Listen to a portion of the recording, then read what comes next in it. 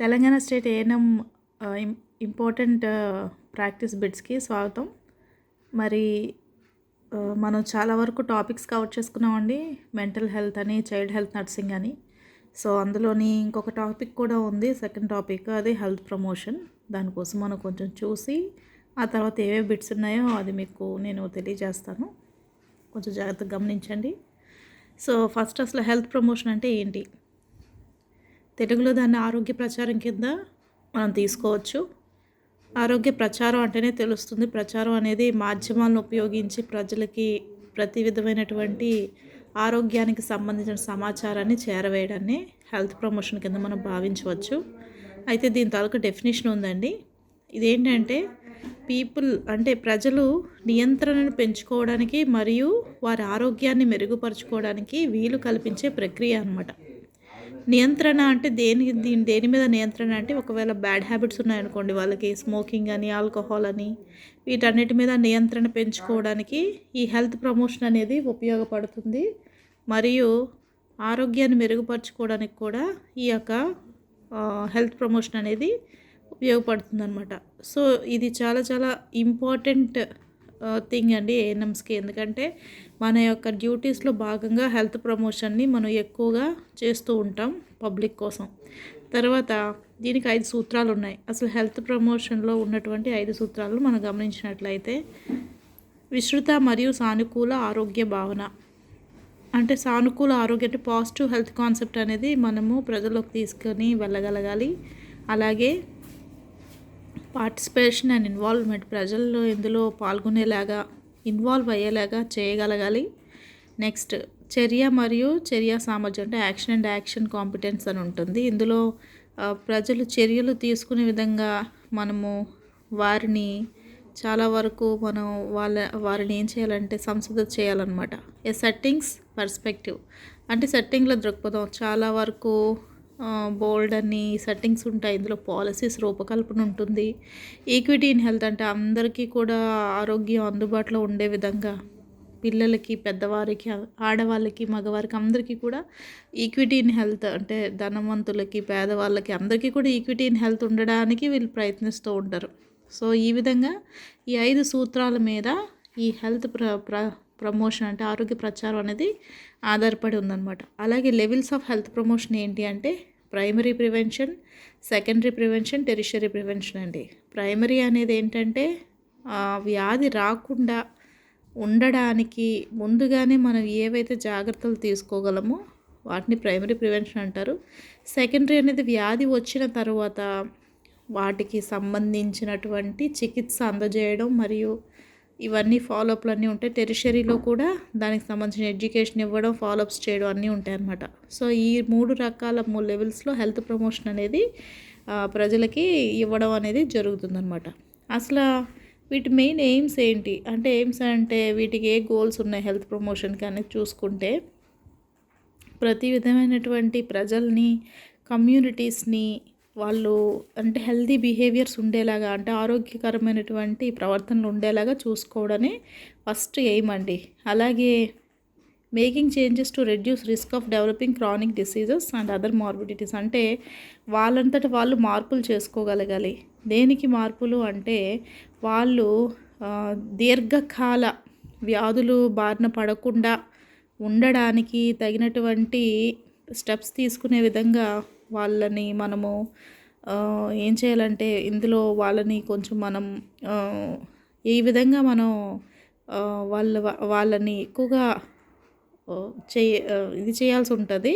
అలాగే మార్బిడిటీస్ అంటే చాలా వ్యాధులు వాళ్ళల్లో ఉండకుండా నిర్మూలించడానికి, అంటే ఈ 3 లెవెల్స్ ఆఫ్ ప్రివెన్షన్స్ కూడా ఇందులో వస్తాయి. ఇందులో నిర్మూలించడానికి, ఉన్న వ్యాధుల్ని చికిత్స అందజేయడానికి, ఈ రకంగా మనం అన్ని విధాలుగా వాళ్ళని మార్పులు చేసుకునే విధంగా ప్రజలను ప్రోత్సహించాలన్నమాట ఈ హెల్త్ ప్రమోషన్లో భాగంగా. సో మెయిన్ ఎయిమ్ ఏంటంటే, వీళ్ళు ఒకవేళ బ్యాడ్ హ్యాబిట్స్తో ఉంటే వాటిని మార్చుకోవడం ద్వారా హెల్త్ ప్రమోషన్ చేయొచ్చు. 2, ఉన్న వ్యాధుల్ని వాళ్ళు అరికట్టుకోవడం, వాటి చికిత్సా విధానాలు అమలు చేసుకోవడం, వాళ్ళంతటా వాళ్ళు డాక్టర్స్ వద్దకు వచ్చి మా చికిత్సల్ని కంటిన్యూ చేయడం, ఇవన్నీ వాళ్ళలో ఆ యొక్క అవగాహన రావడం ద్వారా మన హెల్త్ ప్రమోషన్ అనేది మనం సరిగ్గా చేసినట్టుగా ఉంటుంది, వాటి ఎయిమ్స్ ఫలించినట్టే. అలాగే ఎగ్జాంపుల్స్ ఆఫ్ హెల్త్ ప్రమోషన్ అని కూడా చెప్తున్నాను. అసలు హెల్త్ ప్రమోషన్లో ఏవే ఉంటాయంటే టొబాకో కంట్రోల్ ఉంటుంది, అంటే పొగాకు తాలూకా నియంత్రణ, ఫిజికల్ యాక్టివిటీ ఉంటుంది, న్యూట్రిషన్ ఉంటుంది. న్యూట్రిషన్ అంటే మనకు అందరికీ తెలుసు కదండి, ఆహారం తాలూకా సైన్స్ సబ్జెక్ట్ అనమాట ఇది. అలాగే వర్క్ ప్లేస్ హెల్త్ ప్రమోషన్ ఉంటుంది, అంటే పనిచేసే ప్రదేశాలలో కూడా మనము ఆరోగ్యపరమైనటువంటి జాగ్రత్తలు అవి పెట్టడం పాటించడం లాంటివి. Social determinants of health. అలాగే ఫుడ్ కోప్స్ అంటే హెల్దీ ఫుడ్గా పిలిచే వాటిని మనం ప్రజల్లో మనం తీసుకెళ్ళగలగాలి. అంటే ఫర్ ఎగ్జాంపుల్ ఎక్కువ జంక్ ఫుడ్స్ ఉన్నప్పుడు జంక్ ఫుడ్స్ నుంచి వాళ్ళని తప్పించి ఆరోగ్యకరమైన ఆహారం అలవాట్ల వైపు వాళ్ళని మనము నడిపించడం. అంటే ఏ విధంగా అంటే ప్రచారం ద్వారా ఇవన్నీ కూడా హెల్త్ ప్రమోషన్లో భాగం కింద వస్తాయి. హెల్దీ స్నాక్స్ అంటే ఆరోగ్యకరమైనటువంటి చిన్న చిన్న ఫుడ్ స్టఫ్ని కూడా వాళ్ళకి మనం చెప్పడం ద్వారా ఈ తాలూకు హెల్త్ ప్రమోషన్ అనేది మనం చేయగలుగుతాం అన్నమాట. సో ఎగ్జాంపుల్స్ ఇన్ని ఉన్నాయి, ఇందులో ఇంకా చాలా ఉన్నాయి. అలాగే ముఖ్యమైన పాయింట్ ఇంకోటి ఏంటంటే ప్రతి సంవత్సరం ఏప్రిల్ 7వ తారీఖున ప్రపంచ ఆరోగ్య దినోత్సవంగా WHO ప్రకారం మనం జరుపుకుంటాం. వరల్డ్ హెల్త్ డే అంటారు, ఏప్రిల్ 7న. దీని మీద బిట్ రావచ్చు మీకు. అలాగే అసలు ఫస్ట్ ఈ హెల్త్ ప్రమోషన్ కోసం మాత్రం మనకి ఫస్ట్ ఫార్మల్ కాన్ఫరెన్స్ అయింది ఇండియాలో. ఎప్పుడు జరిగిందంటే 1986లో హెల్త్ ప్రమోషన్ కోసం కాన్ఫరెన్స్ పెట్టడం జరిగింది. అప్పటి నుంచి ఈ ప్రమోషన్ అనేది, ప్రచారం అనేది ఏ విధంగా చేయాలి అనేది అనేకమైనటువంటి పాలసీస్ రూపకల్పన చేశారు, ప్రోగ్రామ్స్ రూపకల్పన చేశారు ప్రజల్లోకి వెళ్ళడానికి. వాటన్నిటి గురించి పూర్తి వివరాలు మీకు బుక్స్లో ఉన్నాయి, మీరు చదువుకోండి. ఇంకొకటి ఏంటంటే అసలు ఈ రెండు ఒకలాగే ఉన్నాయి కదా, health promotion and health education. ఈ రెండింటికి తేడా ఏంటి అని చెప్పి క్వశ్చన్ మనం చూసుకుంటే కనుక, హెల్త్ ప్రమోషన్ అనేది ఆరోగ్య ప్రచారం కింద వస్తే, హెల్త్ ఎడ్యుకేషన్ అనేది ఆరోగ్యపరమైన విద్య కింద వస్తుంది. అసలు హెల్త్ ప్రమోషన్ దేనికంటే మనకు తెలుసు, అసలు ఆరోగ్యాన్ని మెరుగుపరచడం ఏ విధంగా అంటే చదువు ద్వారా కానీ, లేకపోతే సైకలాజికల్గా, కల్చరల్గా, సోషల్గా, పొలిటికల్గా, ఇలా చాలా ఫ్యాక్టర్స్ ద్వారా మనం ప్రజల ఆరోగ్యాన్ని మెరుగుపరిచే విధానాన్ని హెల్త్ ప్రమోషన్ అంటారు. ప్రచార మాధ్యమాలు ఇవన్నీ ఉపయోగిస్తాం. అలాగే ఇందులో కేవలం పీపుల్కి మనం చెప్తాం అన్నమాట, ఇలాగా ఆరోగ్యం కోసం తెలియజేస్తాం హెల్త్ ఎడ్యుకేషన్లో. ఇందులో కేవలం ఆరోగ్యపరమైనటువంటివి ఉంటాయి, కానీ హెల్త్ ప్రమోషన్లో మాత్రం చాలా చాలా ఫ్యాక్టర్స్ ఉంటాయన్నమాట. తర్వాత ఇందులో పాలసీ డెవలప్మెంట్ అనేది ఉంటుందని చెప్పాను కదండి నేను. సో ఎన్నో పాలసీస్ ఇందులో హెల్త్ ప్రమోషన్లో భాగంగా ఇండియన్ గవర్నమెంట్ అంటే భారత ప్రభుత్వం రూపొందిస్తూ ఉంటుంది. అలాగే స్టేట్ గవర్నమెంట్స్ కూడా కొన్ని పాలసీస్ రూపొందిస్తూ ఉంటాయి. అలాగే అవి ఎడ్యుకేషనల్ మెటీరియల్స్ని వాడుకోవచ్చు ప్రచారంలో భాగంగా. అంటే గవర్నమెంట్ ఏజెన్సీస్ని కూడా ఇందులో ఇన్వాల్వ్ చేస్తాయి. అలాగే స్టాటిస్టికల్ కలెక్షన్ చేస్తాయి, అంటే ఏ వ్యాధి వాళ్ళు ఎంతమంది ఉన్నారు, ఈ విధంగా కొన్ని గణాంకాలు అవసరం. కాబట్టి ఇవన్నీ కూడా హెల్త్ ప్రమోషన్లో భాగంగా వీళ్ళు చేస్తారనమాట.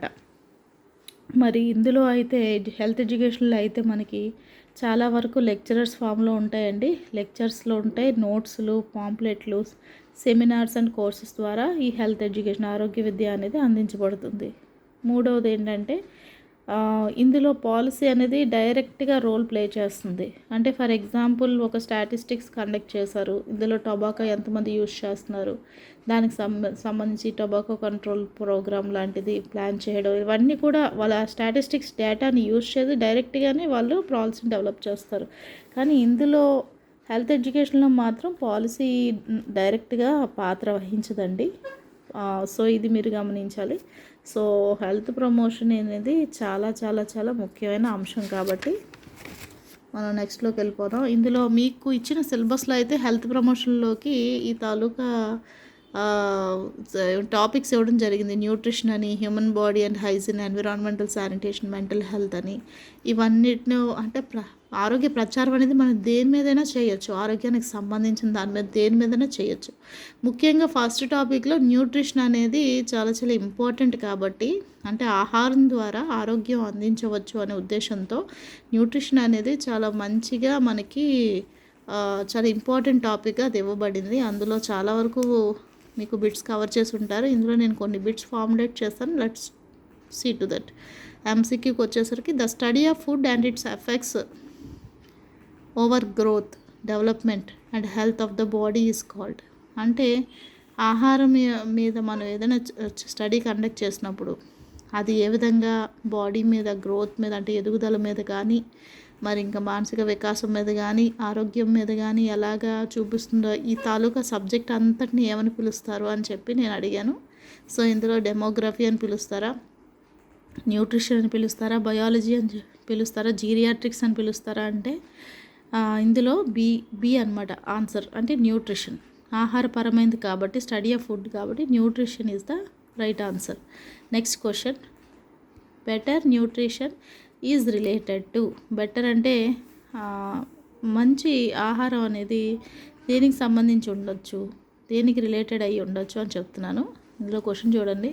చైల్డ్ హెల్త్ అంటే పిల్లల ఆరోగ్యం, మెటర్నల్ హెల్త్ అంటే తల్లి ఆరోగ్యం, స్ట్రాంగర్ ఇమ్యూనిటీ అంటే బలమైనటువంటి వ్యాధి నిరోధక వ్యవస్థ. అలాగే సేఫ్ ప్రెగ్నెన్సీ అంటే మీకు తెలుసు, ఎటువంటి రిస్క్లు లేకుండా ఆరోగ్యకరమైనటువంటి గర్భధారణ.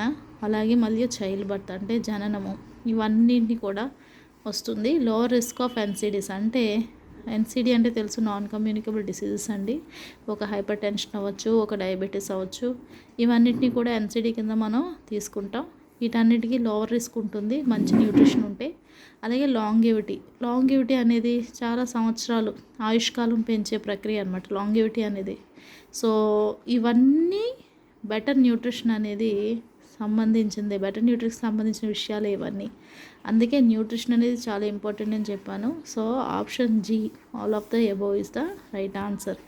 తర్వాత జంక్ ఫుడ్ అనేది ఏంటి అని అడిగాను. జంక్ ఫుడ్లో ఏమేమి ఉంటాయంటే ఎక్సెస్ క్యాలరీస్ అనేవి ఉంటాయి. ఫుడ్స్ దట్ ల్యాక్ న్యూట్రియంట్స్ అంటే పోషకాలు అందులో ఉండవు, విటమిన్లు ఉండవు, మినరల్ ఉండవు. అలాగే అందులో హై సాల్ట్ అంటే ఎక్కువ ఉప్పు ఉంటుంది, ఎక్కువ హై షుగర్, ఎక్కువ స్వీట్నెస్ ఉంటుంది. అలాగే హై ఫ్యాట్ ఫుడ్స్ అంటే ఎక్కువగా క్రొవ్వు పదార్థాలు కూడా అందులో ఉంటాయండి. సో ఈ మూడిటికి సంబంధించి ఆప్షన్ డి అంటే all of the above is the right answer. Junk food is defined as all of the above. Excess calories, lack of nutrients and vitamins, minerals, high salt, high sugar, high fat foods అండి. తర్వాత body building foods అంటే వాటిని ఏమని పిలుస్తాం? బాడీని construct చేసే ఫుడ్స్ని ఏమని పిలుస్తాం అంటే ఫ్యాట్స్ అని పిలుస్తామా, ప్రోటీన్సా, కార్బోహైడ్రేట్సా, నన్ ఆఫ్ ద అంటే ఏది కాదా అని అడిగాను. సో ఇందులోని మనకు తెలుసు బాడీ బిల్డింగ్ ఫుడ్స్ ఏం కాదు కానీ ప్రోటీన్స్ అండి. ప్రోటీన్స్ వల్లే ఎదుగుదల, గ్రోత్ అనేది చాలా వరకు ఆధారపడి ఉంటుంది. కండరాల తాలూకా ప్రతి విధమైన ఎదుగుదల కూడా ప్రోటీన్స్కి సంబంధించిందే కాబట్టి option b is the right answer. Next క్వశ్చన్కి వచ్చేసి ఎడిక్వేట్ ప్రోటీన్ ఇంటేక్ అనమాట. Adequate protein intake is necessary to అంటే అసలు కావాల్సినంత ప్రోటీన్ అంటే మనకి సరిపడా ప్రోటీన్ ఎందుకు తీసుకోవాలనేది నేను అడుగుతున్నాను ప్రశ్న. ఇందులో ప్రశ్నలో భాగంగా ఎందుకు తీసుకోవాలి? మెయింటైన్ స్ట్రాంగ్ ఇమ్యూన్ సిస్టమ్ అంటే బలమైనటువంటి వ్యాధి నిరోధక వ్యవస్థ కోసమా, లేకపోతే మజిల్ మాస్ అంటే కండరాల తాలూకా మాస్ కోసమా, లేకపోతే రిపేరింగ్ అండ్ బిల్డింగ్ సెల్స్ అంటే లోపల ఉన్నటువంటి కణాలు, కణజాలాలు వాటి రిపేరు మరియు తయారవడం కోసమా అని అడిగాను. ఎడిక్వేట్ ప్రోటీన్ అనేది మూడిటికి కావాలండి. So all of the above option D is the right answer అనమాట. నెక్స్ట్ క్వశ్చన్కి వెళ్ళిపోతే skim or low fat milk అంటే ఇందులో కొవ్వుని వేరు చేసి కేవలం పాలను మాత్రమే ఉంచుతారు. ఇందులో ఏది రిచ్గా ఉంటుందని అడిగాను. ఫ్యాటా? ఆల్రెడీ నేను చెప్పాను లో ఫ్యాట్ అని. సో ఇది ఏమి ఉండదు. Carbohydrate, protein, vitamins. Option C is the right answer అండి. సో లో ఫ్యాట్ మిల్క్లో ప్రోటీన్స్ ఎక్కువగా ఉంటాయి కాబట్టి ఎక్కువగా ప్రోటీన్, హై ప్రోటీన్ తీసుకునే వాళ్ళు లో ఫ్యాట్ మిల్క్ని తీసుకోవాలన్నమాట. తర్వాత an average women needs. An average women అంటే ఒక 5 అడుగులు ఇంచుమించుగా మన ఏషియన్ ఉమెన్స్ అందరూ 5 feet ఉంటారు. సో వాళ్ళు ఆ యావరేజ్ ఉమెన్ కింద వాళ్ళు పిలువబడతారు. సో అటువంటి హైట్ ఉన్న వాళ్ళకి ఎంత గ్రామ్ ప్రోటీన్ కావాలి అనేది ప్రశ్న అనమాట. సో యాక్చువల్గా యావరేజ్ ఉమెన్కి అయితే రోజు 45 grams ఆఫ్ ప్రోటీన్ కావాలండి. So option D is the right answer. అలాగే యావరేజ్ మ్యాన్ 5.5 నుంచి మెన్ అంటే యావరేజ్ మెన్ అంటే ఒక సాధారణ మనిషి అక్కడి నుంచి ఉంటాడు కాబట్టి హైట్ మన ఏషియన్ కంట్రీస్లో ముఖ్యంగా మన భారతదేశంలో. సో వీళ్ళకి యావరేజ్ మ్యాన్ నీడ్స్ కనీసం ఎంత ప్రోటీన్ కావాలి ప్రతిరోజు అంటే వాళ్ళకి ఇంచుమించుగా 55 grams ఆఫ్ ప్రోటీన్, అంటే option A is the right answer. So ఇంత కనీసం ఆ ప్రోటీన్ అయినా వాళ్ళ ఆహారంలో ఉండేలాగా వాళ్ళు చూసుకోవాలన్నమాట. సో ఇది ఇంకా కాకుండా మనకి ఇంకా చాలా ఉన్నాయి. Cheapest protein source in India, అంటే మన భారతదేశంలో దొరికే అత్యంత చవకైనటువంటి ప్రోటీన్ సోర్స్ ఏంటి అని అడిగాము. ఇందులో లెంటిల్స్ అంటే కాయధాన్యాలు అంటారండి. ఈ కాయధాన్యాల్లోని పప్పు దినుసులు వస్తాయి, బీన్స్ వస్తాయి, బఠానీలు వస్తాయి, కొమ్ము శనగలు వస్తాయి. ఇవన్నీ కూడా అంటే ఒక కాయలో ఉన్నటువంటి విత్తనాలు అనమాట. ఇవి కాయధాన్యాలు, లెంటిల్స్ అని పిలుస్తాం.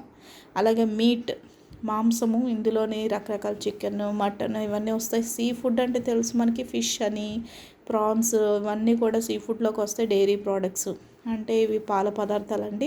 వీటన్నిటిలో ఎక్కువగా చీపెస్ట్ ప్రోటీన్ సోర్స్ అంటే తక్కువకి దొరికేది ఏంటి అంటే కాయధాన్యాలండి, లెంటిల్స్ అన్నమాట.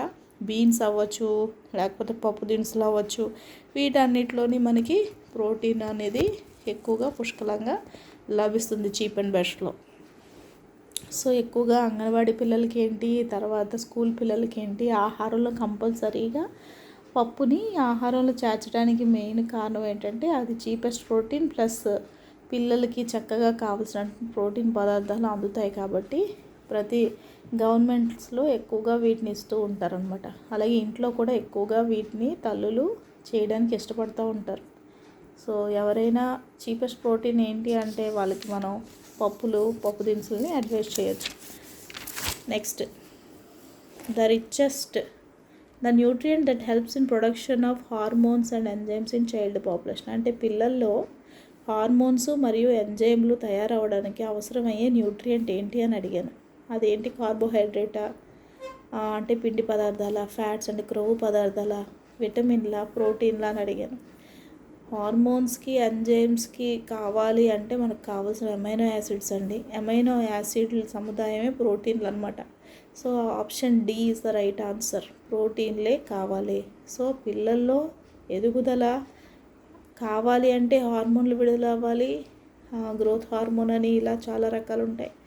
వాళ్ళ హార్మోన్స్ విడుదల అవ్వాలి అంటే వాళ్ళకి రోజు సరిపడా ప్రోటీన్ మోతాదు వాళ్ళు తీసుకోవాల్సి వస్తుంది అనమాట. అందుకే ఎక్కువగా మన కంట్రీలో ప్రోటీన్ మాల్న్యూట్రిషన్ అనేది ఎక్కువగా ఉండడం వల్లే పిల్లల్లో ఎదుగుదల కుచించుకుపోవడం, సరైన వయసుకు తగ్గటువంటి ఎదుగుదల లేకపోవడం లాంటి సమస్యలు చాలా వరకు ఉంటాయి. తర్వాత children ages 4 to 9 years needs, అంటే 4 నుంచి 9 సంవత్సరాల పిల్లలకి ఎంత గ్రాముల ప్రోటీన్ కావాలి అని అడిగాను. సుమారుగా 19 నుంచి 20 గ్రాముల ప్రోటీన్ అవసరం అవుతుందండి వాళ్ళకి. Option A is the right answer. అలాగే a mother of 1 year child asked her child's daily protein intake to ANM, అంటే ఏఎన్ఎంగా మీరు ఒక ఇంటికి హౌస్ విజిట్కి వెళ్ళినప్పుడు ఆ బిడ్డ తల్లి మిమ్మల్ని అడగచ్చు, సంవత్సరం బిడ్డ తల్లి నా బిడ్డకి ఏం పెడితే మరి ఎంత ప్రోటీన్ పెట్టాలి అనేది చెప్పినప్పుడు మనం ఏం చెప్తామంటే ఏ అడ్వైస్ ఇవ్వచ్చు అంటే infant needs 70 grams of protein daily, అంటే ఒక సంవత్సరం పిల్లవానికి శిశువుకి ఇంచుమించుగా 70 గ్రాముల ప్రోటీన్ అవసరం పడుతుంది. అలాగే అందుకే ఎప్పుడు కూడా పప్పు అన్నం వాళ్ళకి మెదిపినటువంటి పప్పు అన్నాన్ని మనం రికమెండ్ చేయొచ్చు. అలాగే రోజు ఒక ఎగ్ని తీసుకోవాల్సిందిగా రికమెండ్ చేయొచ్చు. సో ఇవన్నీ కూడా కరెక్టే కాబట్టి all of the above is the right answer. తర్వాత the most common nutritional deficiency among children in India is, అంటే ఏది న్యూట్రిషనల్ డెఫిషియన్సీ మన ఇండియాలో ఎక్కువగా చూస్తూ ఉంటాం. ఎక్కువగా వైటమిన్ డి అని టక్మని పెట్టేస్తారండి. యాక్చువల్గా వైటమిన్ డి కూడా ఉంది, కానీ దాంతోపాటుగా ఫస్ట్ ప్లేస్లో వచ్చేది మాత్రం వైటమిన్ డి కాదండి, iron deficiency.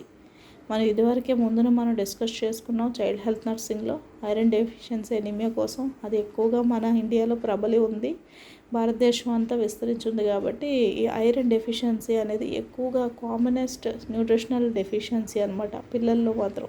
So option C is the right answer.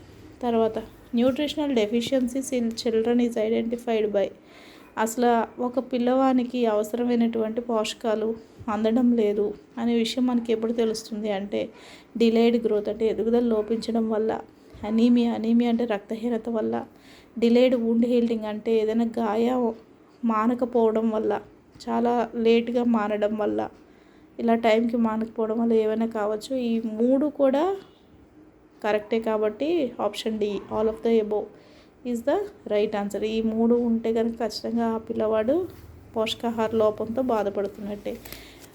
Next, vision loss and blindness is the reason of. Vision loss అంటే కంటి చూపు మరియు గురుడితనం దేనివల్ల కలుగుతుందంటే వైటమిన్ ఈ డెఫిషియన్సీ అండి. ఇది మనకు చాలా ఈజీ ఆన్సర్. అలాగే ఇందులోని రేచీకటి అనేది కూడా దీనివల్లే, అంటే దాన్ని జిరఫ్థాల్మియా అని పిలుస్తాము మన తెలుగు మెడికల్ లాంగ్వేజ్లో. సో ఈ జిరఫ్థాల్మియా అంటే నైట్ బ్లైండ్నెస్, అంటే రాత్రిపూట కళ్ళు కనిపించకపోవడం, రేచీకటి అనేది వైటమిన్ ఈ డెఫిషియన్సీ వల్లే కలుగుతుంది. కాబట్టి ఇమ్యునైజేషన్ టైమ్స్లో మనం ఈ వైటమిన్ డి ఎప్పుడెప్పుడు ఇవ్వాలి ఏంటి అనేది కూడా మనం ఐడియా కలిగి ఉండాలి. పిల్లలకి ఖచ్చితంగా, అందులో 5 సంవత్సరాలలోపు పిల్లలకి ఖచ్చితంగా వైటమిన్ ఏ డ్రాప్స్ని మనం ఏ సందర్భాల్లో ఇస్తామని కూడా మనం చూసుకుంటూ ఉండాలి. So option b is the right answer.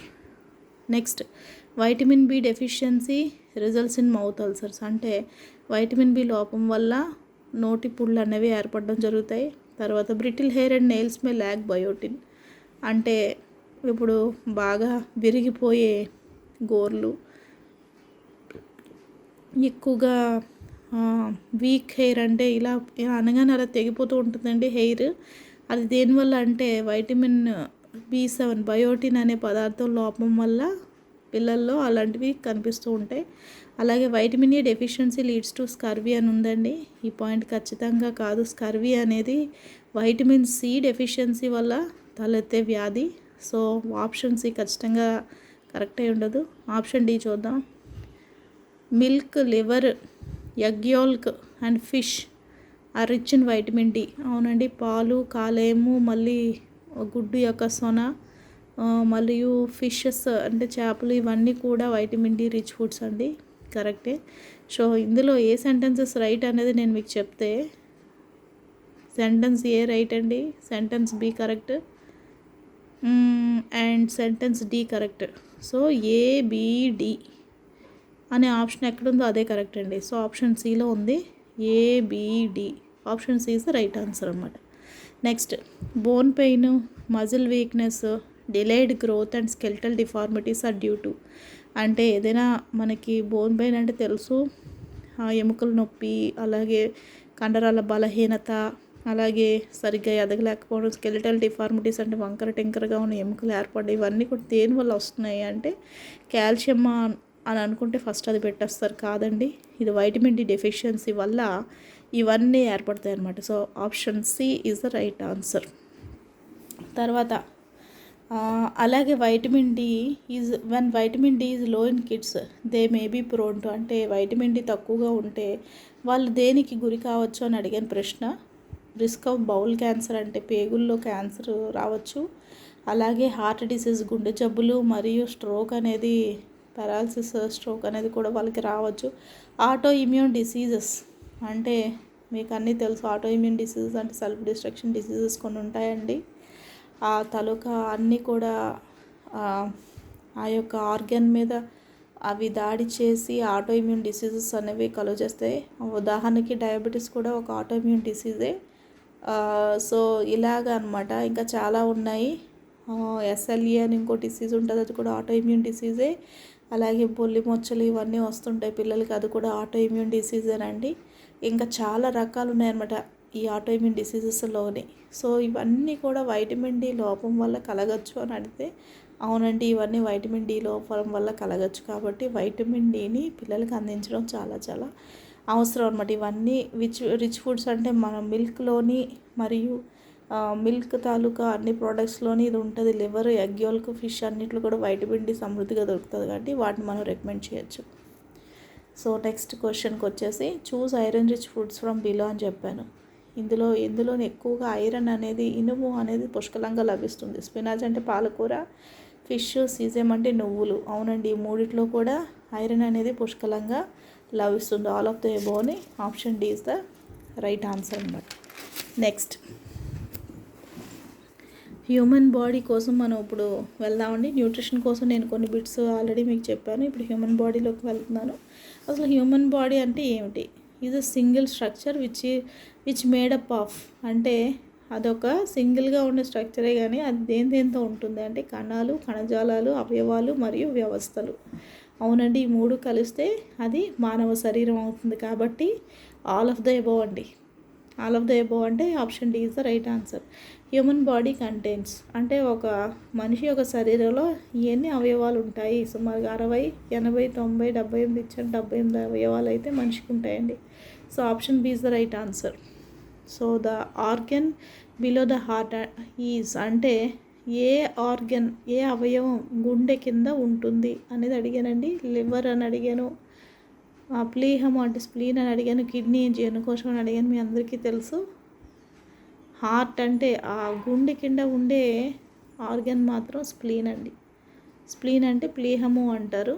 ఇందులోనే ఆర్బీసీ అనేది రెడీ అవుతూ ఉంటుంది. అలాగే ఇందులోనే ఆర్బీసీ కూడా ఛిద్రం అవుతూ డిస్ట్రాయ్ కూడా అవుతూ ఉంటుంది. స్ప్లీన్ అనేది చాలా చాలా ఇంపార్టెంట్ లింఫాటిక్ ఆర్గన్ అనమాట అది.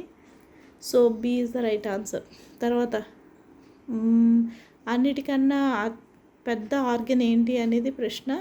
అవయవం స్కిన్ అండి. Option B is the right answer. తర్వాత skin is the part of which system అని అడిగాను. మన యొక్క మానవ శరీరంలో ఎక్కువగా 11 రకాలు సిస్టమ్స్ అంటే వ్యవస్థలు అనేవి ఉన్నాయండి. ఇందులోని ముఖ్యమైనది స్కిన్ అనేది పైన ఎక్స్టర్నల్గా కాపలా కాసే వ్యవస్థలోకి వస్తుంది. సో ఇది ఎందులో వస్తుంది అంటే ఇంటెగ్యుమెంటరీ సిస్టమ్, పరస్పర వ్యవస్థ అన్నమాట. సో పరస్పర వ్యవస్థలో ఒక భాగంగా చర్మం అనేది పేర్కొనబడింది అనమాట. So option B is the right answer. తర్వాత the target organ of human body. Target organ అంటే కొన్ని ముఖ్యమైన అవయవాలు ఉన్నాయి. 78 అవయవాల్లోని కనీసం ఒక 5 అవయవాలు టార్గెట్ ఆర్గన్స్ అని పిలుచుకుంటాం. ఆ ముఖ్యమైన అవయవాలు ఏంటి అని మనం చూసుకుంటే ఇందులో ఏ ఒక్క ఆర్గన్ ఏం చూద్దామంటే బ్రెయిన్ ఉంది, లంగ్స్ ఉన్నాయి, హార్ట్ ఉంది, ఆల్ ఆఫ్ ద అబౌవ్ అండి. ఇందులో మొత్తం ఈ 3 కూడా ముఖ్యమైనవే.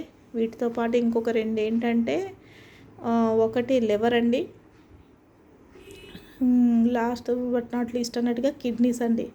సో వీటన్నిటిని బట్టి ఈ 5 కూడా టార్గెట్ ఆర్గన్స్, ముఖ్యమైన అవయవాల కింద పేర్కొనబడుతున్నాయి అన్నమాట. వీటిలో ఏది డ్యామేజ్ అయినా మనిషి యొక్క ఆరోగ్యాన్ని చాలా ప్రభావితం చేస్తాయి అన్నమాట ఈ అవయవాలు డ్యామేజ్ అనేది. సో వీటిని బట్టి మనం హ్యూమన్ బాడీ అనేది కొంతవరకు మనం డిస్కస్ చేసుకున్నాం. ఇంకా చాలా టాపిక్స్ ఉన్నాయి, టైం చూసి తక్కువ ఉంది. సో ఈ రోజుకి ఈ క్లాస్ ఇంతవరకు అండి. నెక్స్ట్ క్లాసు మళ్ళీ మనం డిస్కస్ చేసుకుందాం. Thank you all.